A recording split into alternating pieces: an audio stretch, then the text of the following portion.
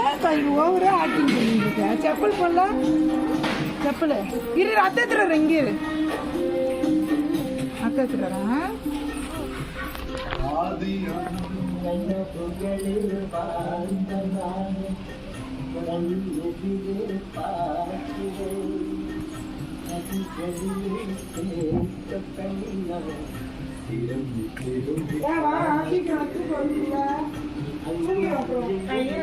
கைய கூடாது கையில